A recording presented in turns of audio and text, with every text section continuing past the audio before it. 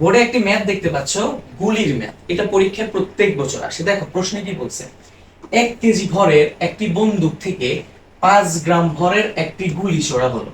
বন্দুকটি 2 metre per second পশ্চাৎ বেগ প্রাপ্ত হলো, গুলির শেষ বেগ কত? তো আমরা গুলির ম্যাথের জন্য একটা শর্টকাট জানি, সেটা কি ভাইয়া? mb প্লাস mu সমান সমান 0।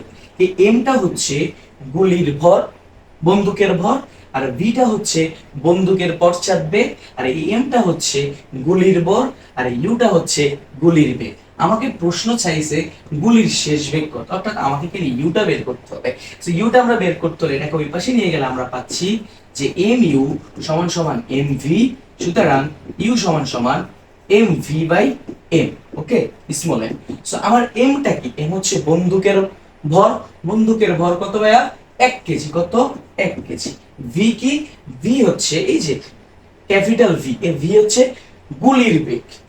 ঠিক আছে, আমার এখানে সরি গুলির না, বন্দুকের বেগ। বন্দুকটি কত বেগে ছোড়া হয়েছে? 2 মিটার/সেকেন্ড বেগে ছোড়া হয়েছে, 2। ঠিক আছে, আর এমটা কি?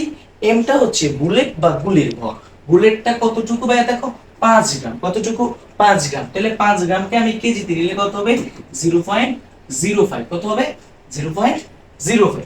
তাহলে এখান থেকে যদি আমি কাজ করি 0.05, তাহলে 2/0.05, এটাকে যদি আমি ক্যালকুলেট করি, আমার দেখবা আনসার আসবে কত? 400। এটাই আনসার।